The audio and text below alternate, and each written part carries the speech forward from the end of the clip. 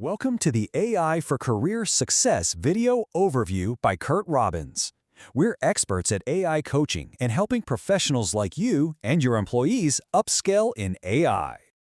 Today, we're analyzing the return of one of the tech industry's most consequential and controversial figures, Travis Kalanick. After years of operating largely outside the public eye, the ousted founder of Uber has launched a formidable new company called Atoms. So, yes, after years of working behind the scenes, Uber's co-founder has officially stepped back into the forefront. And to be clear, this is not some minor side project. It's a significant new venture with a massive and highly specific ambition. So what is Atoms exactly?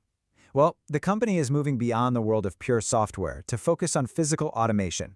It's built around three really foundational industrial sectors: food, mining, and transport. This tells us there's a major strategic pivot happening here, a turn toward the tangible, physical economy. Now, what's particularly fascinating about this is that Atoms didn't just materialize out of thin air.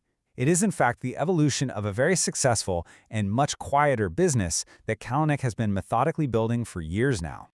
Let's just trace this path for a moment.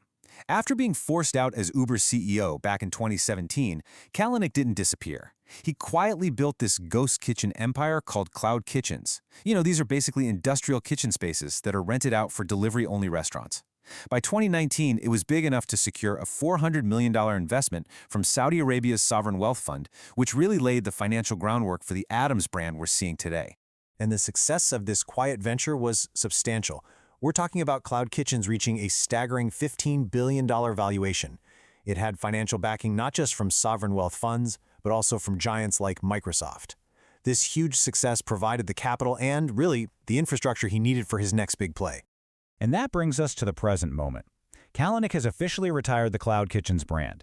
The entire company, with all its real estate and capital, has been repurposed and rebranded. It's now Atoms, and that name change signals a strategic expansion from just kitchen logistics to a much broader robotics and automation infrastructure. The first major move under the new Atoms brand really tells you everything you need to know about the company's strategy. This isn't about developing flashy, general-purpose robots. It's about a laser focus on industrial specialization. You see, this highlights a really significant split in robotics philosophy. A lot of the public and media attention is focused on these humanoid robots. The ones you see in demos doing backflips. But Kalanick is betting on something else entirely. He calls them gainfully employed robots, specialized machines designed for real, demanding industrial jobs. This whole philosophy is perfectly embodied in the acquisition of Pronto. It's an autonomous vehicle startup founded by another Uber alum, Anthony Lewandowski. But Pronto doesn't work on passenger cars. It builds autonomous mining trucks. And here's the critical part: it already has a contract to deploy over 100 of these trucks in Brazil with Heidelberg Materials, one of the world's largest cement producers. So this is not speculative tech. This is applied robotics with existing industrial clients. And here, the story takes its most paradoxical turn. The funding for this new venture introduces an unexpected and, frankly, a deeply ironic financial connection to Kalanick's past. Let's break down this financial loop because it's really something. First, Kalanick cashes out $2.5 billion in Uber shares after he leaves. Then, in 2020, Uber itself sells its own self-driving division. Now, after Kalanick spends 7 years building his new venture, Uber is now reportedly a major financial backer of Atoms. So in effect, Uber is funding its ousted founder to build the very type of division that they themselves abandoned. So, all of this history, all of this financial maneuvering, what is the ultimate goal here? Well, it's all driven by a powerful thesis about what the next great shift in the global economy will be. Kalanick's vision is really captured in this quote. He argues that while software has transformed knowledge work, the physical world, the bedrock of industry, is still largely manual. He sees this as the next and maybe the largest frontier for automation.